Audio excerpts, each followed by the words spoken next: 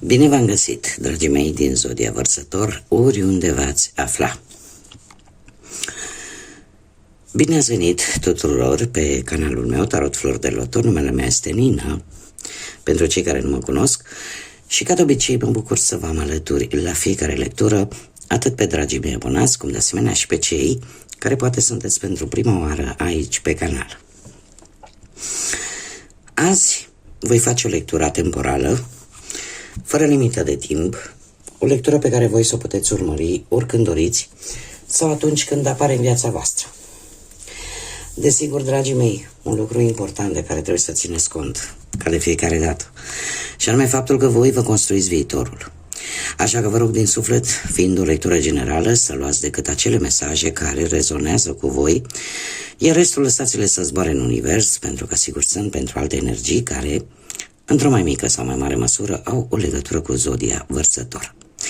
Așa că, dragilor, toți cei care aveți Soarele, Luna, Venus, Ascendentul sau oricare alt aspect astral din harta voastră natală și care are legătură cu Zodia Vărsător, atunci această lectură este de asemenea și pentru voi.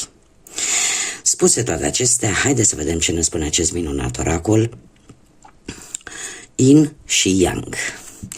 Și haideți să vedem cu ce surprize sau de ce surprize veți avea parte sau ce energii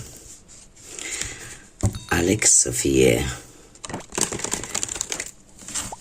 arătate de către acest minunat oracol pentru dragii mei din Vărsător.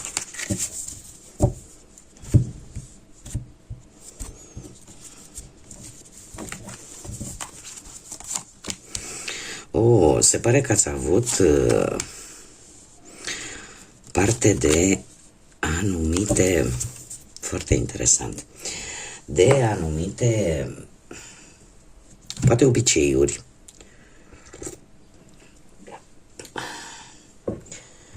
îmi cer scuze, sunt pe un tratament naturist cu niște ceaiuri.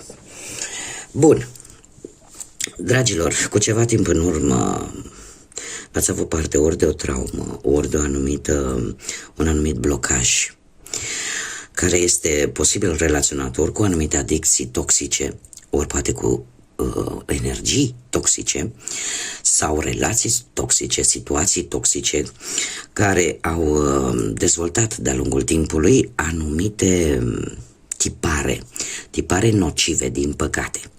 Acum, este foarte interesant că în acest moment avem o carte a timpului. Această carte este o carte a timpului care vorbește de anotimpul toamna, când se pare că va începe sfârșitul, când se pare că vei vedea lucrurile cu mai multă claritate. Vor apărea noi intenții, vor apărea noi dorințe, dar ceva se va termina și care are legătură cu acest anotimp, cu toată perioada cuprinsă de când începe acest anotimp. Mai precis, undeva la începutul lui septembrie până undeva către sfârșitul lui noiembrie.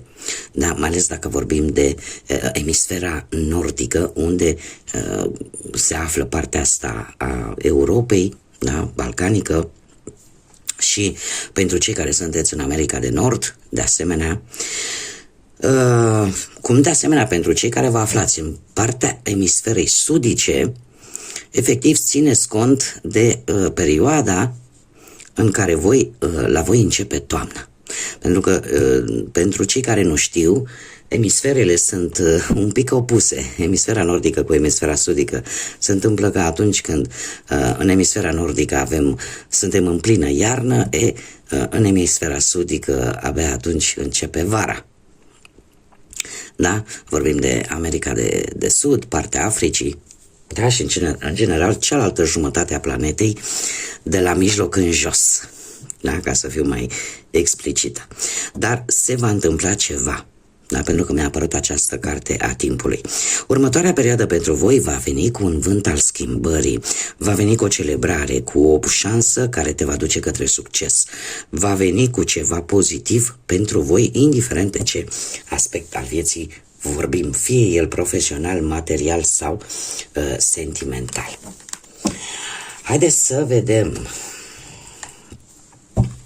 E posibil ca acea toxicitate, indiferent că este vorba de o situație toxică, adicție toxică, persoană toxică, relație toxică, să înceapă cumva să ajungă la finalul său natural, cumva în acea perioadă a toamnei. Haideți să vedem ce ne spune acest tarot frumos, tarot pastoral. Ce ne spune despre voi, dragilor din Vărsători, în următoarea perioadă, de când voi urmăriți această lectură.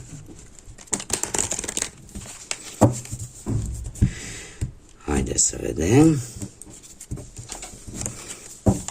Și avem un paj de bâte. Dragilor, se pare că voi sunteți chiar la începutul perioadei de schimbare din viața voastră. Ați făcut o descoperire importantă, ați primit o veste importantă care îți va schimba viața sau chiar ți-a schimbat viața într-un mod pozitiv. Vei afla poate sau ai aflat deja cam cum trebuie să acționezi. E posibil să apară poate cineva în viața voastră destul de pozitiv, care întâmplător sau nu poți să îl cunoști sau poate să fie cineva nou. Cert este că ai confirmarea cumva că ești la începutul drumului ăluia cel bun, da? În care e posibil un rezultat pozitiv, să fie avut parte de un rezultat pozitiv de curând. Dacă vorbim de muncă, e vorba de o stabilitate, de niște schimbări favorabile care probabil că au apărut în viața ta, ori că a apărut vreun job, ori că a trebuit să dai vreun interviu și rezultatul a fost unul pozitiv, ori că poate că dacă ai avut ceva probleme financiare, a apărut ori un împrumut, ori vreo creștere de salariu sau pur și simplu un câștig neașteptat care te-a echilibrat. Iar dacă vorbim de viața sentimentală, mai ales cei care sunteți într-o pereche, se pare că perechea voastră a avut sau curând veți primi o veste bună care va fi pozitivă pentru amândoi. Unii dintre voi chiar se pot gândi la o călătorie în doi, iar chiar dacă relația poate traversează momente un pic mai dificile, cumva sunteți în faza în care puteți să calculați, să vedeți dacă sunteți cu persoana potrivită sau dacă sunteți în locul potrivit. Și ar mai fi varianta pentru cei care sunteți singuri în acest moment. Se pare că e posibil să apară o persoană mai tânără decât voi, o persoană care să aibă legătură cu zodiile de foc, berbec, leu, săgetător, o persoană destul de aventuroasă, foarte energică, care pur și simplu te va atrage cu felul său de a fi și nu neapărat cu cum arată din punct de vedere fizic. Da, te va atrage atitudinea acestei persoane. Acum, ce poate juca un pic un rol defavorabil pentru voi? Avem magicianul. Mare atenție la manipulări, dragilor. Mare atenție la cei care, pentru a-și îndeplini un scop, sunt în stare să facă, să-și folosească tot ce au în arsenalul lor pentru a vă combate pe voi. Deci, mare atenție la manipulări, la acele energii sau la acele situații în care cumva poate promit, nu știu, promit prin vorbe bine șlefuite, promit, uite, îți găsesc eu de muncă sau uite, te rezolv eu cu cutare lucru material sau hai că te ajut eu să faci niște bani în plus sau dacă vorbim de viața sentimentală, hai că te ajut eu, uite, să treci peste o anumită situație negativă din sânul perechii voastre, da, relației voastre. Trebuie să știți că nu tot ceea ce este are o putere de convingere, cel mai bine spus. Are o putere de convingere care poate manipula. Așa că mare grijă la manipulări, pentru că poate juca un rol defavorabil pentru voi. Ce este, în schimb, favorabil pentru voi, dragilor? Un 9 de cupe. Ce putea fi mai frumos? Pentru că 9 de cupe este o carte foarte pozitivă pe toate aspectele vieții, care îți aduce stabilitate, îți aduce progres. Unii dintre voi, în următoarea perioadă, vor avea șansa să se extindă, mai ales dacă aveți propria voastră afacere, sau veți avea șansa de a avansa pe un post mult mai bun sau să obțineți un post în urma unui interviu și în felul ăsta răspunsul pozitiv pe care voi îl primiți va duce ca toată așteptarea asta să se termine. Se vor îndepărta problemele relaționate poate cu bănuții, da? Puteți recupera niște bani care păreau poate imposibil de recuperat. Apare un câștig spontan neașteptat pe partea asta a banilor care te va echilibra un pic și va juca un rol pozitiv, favorabil pentru voi. Dacă vorbim de viața sentimentală, sentimentele tale vor crește, comunicarea va fi una mai bună, planurile în comun vor fi mai bune, mai ales pentru cei care sunteți într-o pereche, într-o relație. Cei care sunteți singurei, se pare că vor veni timpuri foarte bune de a socializa, de a vă distra și de a cunoaște persoane noi. Așa că toate aceste lucruri sunt în favoarea voastră. Haideți să vedem ce puteți voi controla. Da, voi puteți controla cum treceți peste tot ceea ce vă decepționează, cum treceți peste o durere emoțională, peste singurătate, peste unele consecințe la unele alegeri mai rele pe care voi probabil că le-ați făcut conștient sau inconștient. Voi aveți puterea, voi puteți controla dacă lăsați ca anumite cuvinte să vă afecteze, ca anumite vorbe să vă macine. Voi puteți controla când se termină o anumită tranziție din punctul ăsta de vedere. Cum vă puteți recupera? Puterea stă la voi. Da? E posibil, poate la locul de muncă, să mai apară câte unul care să fie, poate, recompensat pentru munca voastră, nici măcar pentru munca lui. Depinde de voi. Controlul stă la voi. Dacă veți sta să plângeți în liniște sau dacă pur și simplu vă ridicați și luați atitudine. Da? Dacă puteți trece, cum treceți peste o anumită decepție, unii dintre voi, cum treceți peste un anumit adevăr din relație și dacă relația respectivă voi considerați că există sentimente adevărate, că există motive puternice și bine întemeiate ca relația respectivă să se salveze. Dar lucrul ăsta cumva stă în controlul vostru. Voi controlați ceea ce se întâmplă în următoarea perioadă. În schimb, ce nu puteți voi controla? Un doi de spade.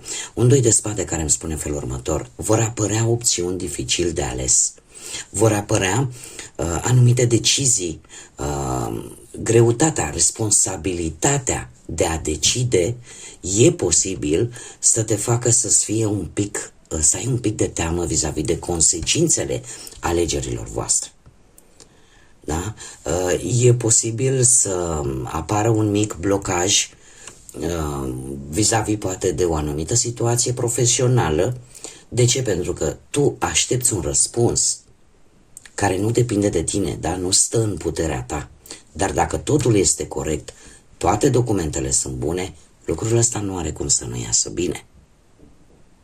Alții, de exemplu, ce nu puteți voi controla, faptul că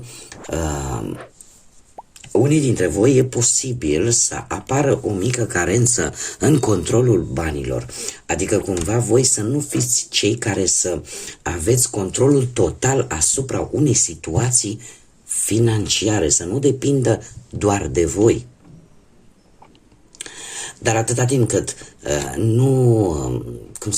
nu se abordează problema din punct de vedere emoțional și se păstrează logica și rațiunea, cumva lucrurile vor fi sub control, cât de cât. De exemplu, dacă, în special pentru cei singuri, ce nu puteți voi nu puteți controla oarecum viața voastră sentimentală până nu vă veți rezolva anumite probleme interne, anumite răni interne pe care voi le cărați după voi de ceva vreme, poate din relațiile anterioare. Și atâta timp cât voi nu vă veți rezolva aceste răni interne, este foarte dificil, nu veți deține controlul în a găsi pe cineva pe o durată mai lungă. Așa că cum să spun eu, cărțile nu fac altceva, așa cum vă îmi place să o spun, cărțile nu fac altceva decât să vă prezinte situația. Și chiar și aici, pe poziția în care ni se spune, domne, ce nu poți tu controla, totuși există, dacă schimbăm energia, dacă schimbăm anumite lucruri, putem deține un pic de control. Haideți să vedem ce mesaj are copilul interior din voi, dragii mei, din Vărsător. Un mesaj din partea acestui copil interior pentru următoarea perioadă, pentru dragii mei din Vărsător. Ai grijă de tine. Prioritizează-ți propria ta bunăstare. Hrănește-te pe tine. Reîntinerește-te. Nu mai neglija. E posibil ca unii dintre voi să simtă o ușoară oboseală sau poate una chiar mai mare. Să neglijați să mai aveți grijă de voi și când spun acest lucru nu mă refer neapărat, e posibil să fie el pe parte fizică, dar să nu prea puneți preț în ultima perioadă sau în acest moment să nu prea puneți preț pe felul în care arătați din punct de vedere fizic, cum vă îmbrăcați, cât de aranjați sunteți, da? Dar în primul și în primul rând trebuie să aveți grijă de voi și la modul intern. La modul spiritual, aveți grijă de sufletul vostru în primul și în primul rând. Pentru că dacă în interior suntem bine și avem o stare de bine, atunci și partea fizică a noastră va avea o stare de bine.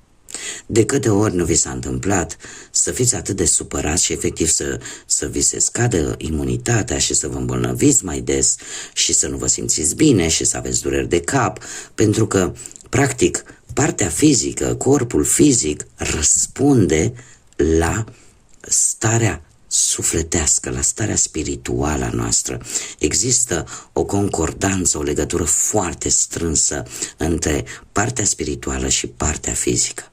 Așa că, dragilor, aveți grijă de voi. Aveți grijă de voi atât intern cât și extern.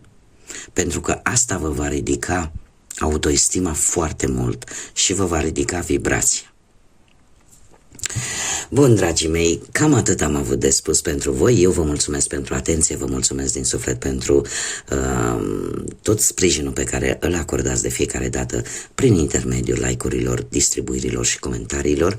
De asemenea, invit pe toți cei care încă nu s-au abonat, îi aștept cu mare drag aici să ne întâlnim pe canal la următoarele lecturi și nu numai.